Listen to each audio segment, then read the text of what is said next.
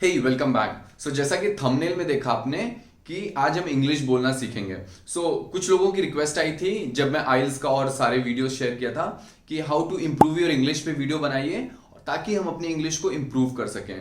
मैं 10 बहुत practical approach use करने वाला हूं कैसे आप इंग्लिश को इम्प्रूव कर सकते हैं, और लास्ट में एक ऐसा तरीका बताऊंगा जिससे आपकी इंग्लिश सिर्फ स्ट्रांग नहीं होगी, बहुत जल्दी स्ट्रांग हो जाएगी एंड बहुत इफेक्टिवली स्ट्रांग हो जाएगी। वीडियो को स्टार्ट करने से पहले आप ये देखिए, फिर उसके बाद हम आगे की चीजें समझते हैं। एक बहुत छोटा सा एग्जांपल दिखाना चाहता हूं आप सबको कि कैसे एआई आपको इंग्लिश सीखने में हेल्प कर सकता है। Let's start it. Hi Jo, my family and I are going to the lake. We are going to have a picnic. That sounds like fun. Do you want to join us? May I? I would love to join. Sure, we are leaving at 10:30।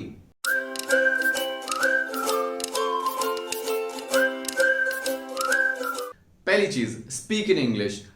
It might sound little weird कि जब हमको English आती नहीं है so how can we speak in English. अगर आप याद करेंगे अपने बचपन के दिन जब आप 2 साल या 3 साल के थे, क्या आपके माँ बाप आपको बैठा के ग्रामर सिखाते थे और तब आप हिंदी बोलना स्टार्ट किए हैं? ऐसा बिल्कुल नहीं है। आप डायरेक्टली उनकी बातें सुन सुन के ही हिंदी सीख गए। सेम चीज इंग्लिश में भी है कि इंग्लिश में जैसे ही आपको जो भी आता है, गलत आता है सही आता है, वो मैटर नहीं करता। सबसे पहले जितना भी आता है आप उतना बोलना तो स्टार्ट करिए, और लोगों से जब भी मिलिए ज्यादातर कोशिश करिए कि आप उनसे इंग्लिश में कन्वर्सेशन करिए एंड उनसे बोलिए कि वो आपसे से ज्यादा टाइम जब भी मिले तो इंग्लिश में ही बात किया करें। एंड बिल्कुल भी जजमेंटल नहीं होना है उनको, बहुत न्यूट्रल होके ऐसे लोगों से इंग्लिश में बात करिए जिनसे आप कंफर्टेबल हैं। यही सबसे बेस्ट तरीका है इंग्लिश इंप्रूव करने के लिए। दूसरी चीज, थिंक इन इंग्लिश। हम सब जानते हैं कि खाली दिमाग शैतान का। जब हम खाली बैठे होते हैं तो हमारे दिमाग में बहुत सारे रैंडम थॉट्स आते हैं और हम ऐसे दुनिया भर की ऊट पटांग चीजें सोचते रहते हैं। अब आपको कोशिश करनी है कि वो सारे थॉट्स को अपने इंग्लिश में कन्वर्ट करिए। हिंदी टू इंग्लिश ट्रांसलेशन नहीं करना, इनफैक्ट आप उसको सोचना ही इंग्लिश में स्टार्ट कर दीजिए ताकि आपके थॉट्स बहुत ज्यादा इंग्लिश में क्लियर हो। Third, read lots of books. अब आप नॉवेल पढ़ेंगे या कोई भी नॉन फिक्शन बुक पढ़ेंगे, उससे सबसे ज्यादा फायदा होगा कि आपकी वोकैबुलरी बहुत ज्यादा स्ट्रांग होगी, आपके पास बहुत सारे वर्ड्स आ जाएंगे। ज्यादा वर्ड्स मतलब आप ज्यादा सेंटेंस फॉर्म कर सकते हैं और ज्यादा इफेक्टिवली आप बोल सकते हैं। प्लस उसका दूसरा एडवांटेज है कि जब आप बुक्स पढ़ते हैं तो आपके पास बहुत सारी इंफॉर्मेशन होती है। जब इंफॉर्मेशन होती है तो आपके पास क्लैरिटी ऑफ थॉट्स होते हैं। जितनी ज्यादा से ज्यादा बुक हो सके या इंग्लिश में न्यूज़पेपर हो सके या इंग्लिश का कोई भी मटेरियल हो, बहुत ज्यादा पढ़ने की कोशिश किया करिए। चौथी चीज, राइट इन इंग्लिश। आपको जितनी भी इंग्लिश आती है, मैटर नहीं करता है कि आपकी बहुत स्ट्रांग है या वीक है, जो भी आता है आप उसको लिखिए। एक पेपर में लिखिए, अपने किसी फ्रेंड को दे दीजिए और बोलिए कि इसको करेक्ट करे। या आप कुछ भी एक पोस्ट लिख सकते हैं लिंक्डइन पे या फेसबुक पे, कहीं पे भी पोस्ट करने के लिए पहले उसको 3 बार आपको देखना है कि वो सही है कि नहीं। अपने लेवल पे उसको परफेक्ट करने की कोशिश करिए एंड फिर उसके बाद उसको सोशल मीडिया पे डाल दीजिए और अपने दोस्तों को या बाकी लोगों को टैग करिए और बोलिए कि वो आपकी उस इंग्लिश को करेक्ट करें।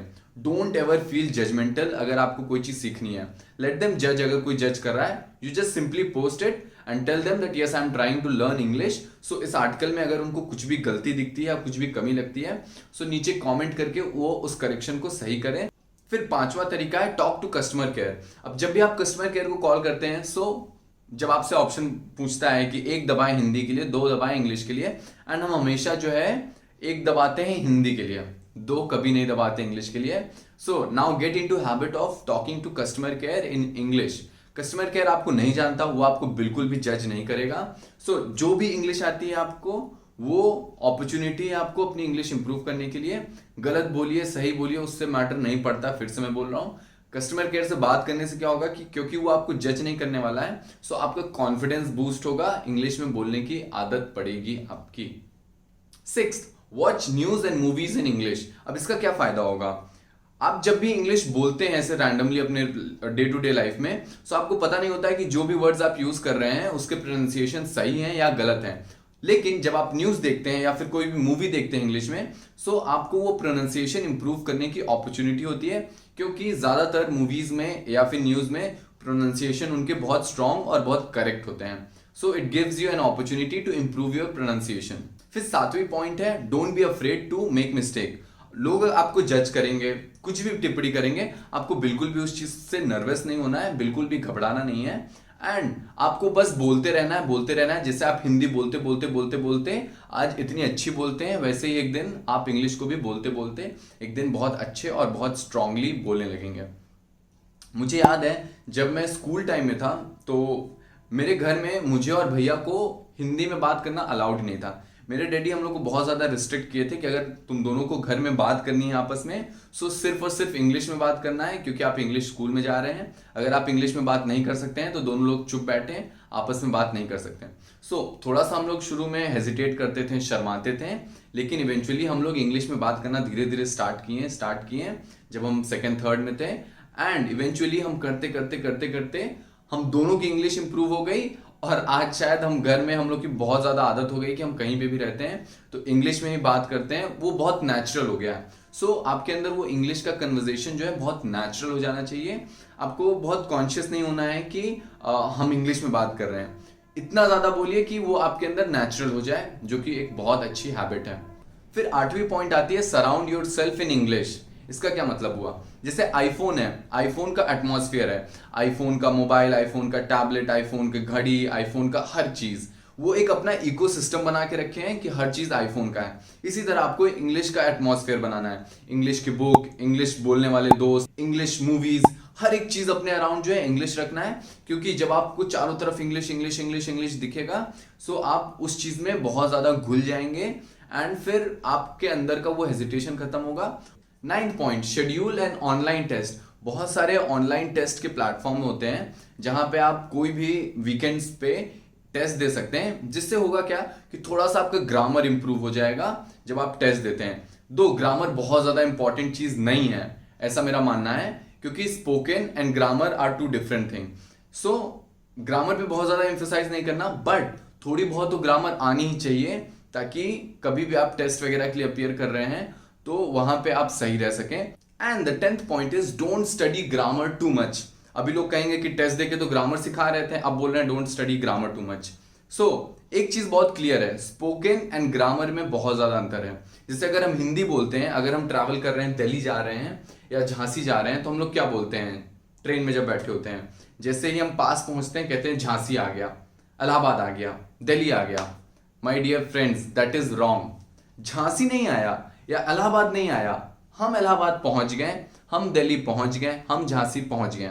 सो हिंदी में भी बहुत बार ऐसा होता है कि हम ग्रामेटिकली इनकरेक्ट होते हैं, लेकिन हम जब बोलते हैं तो वो चीजें अंडरस्टूड होती हैं, आपस में हम उन चीजों को समझ जाते हैं। इसी तरह इंग्लिश है, बहुत ज्यादा ग्रामर के चक्कर में पड़ जाएंगे आप, तो आप स्पोकन पे बहुत ज्यादा एम्फेसाइज नहीं कर पाएंगे। इसीलिए आपको बहुत ज्यादा ग्रामर में नहीं घुसना, जितना ज्यादा से ज्यादा स्पोकन हो सके उतना ही बोलिए, वो बहुत ज्यादा इफेक्टिव होगा आपके लिए। सो एक ऐसी ट्रिक जो मैंने बोला था कि जो बहुत तेजी से आपकी इंग्लिश इंप्रूव करने में हेल्प करेगा, वो है आर्टिफिशियल इंटेलिजेंस। अब आपको किसी से भी इंग्लिश रैंडमली बात करने में हेजिटेशन होगा, या आपको लगता है कि आपके पास कोई फ्रेंड नहीं है, या ऐसा आपको कहीं पे भी थोड़ा सा भी हेजिटेशन हो रहा है, सो बहुत सारे चैटबॉट्स आए हैं, बहुत सारे स्पीकिंग के लिए AI बेस्ड प्लेटफॉर्म है, जहां पे आप बहुत इजीली इंग्लिश का कन्वर्सेशन कर सकते हैं। जैसा कि मैंने स्टार्टिंग में ही दिखाया था वीडियो के, कि बहुत सारे ऐसे ऐप हैं कि जहां पे आप लोगों से या चैटबॉट से अपने इंग्लिश में बोलेंगे और वो आपको इंग्लिश में रिप्लाई करेगा।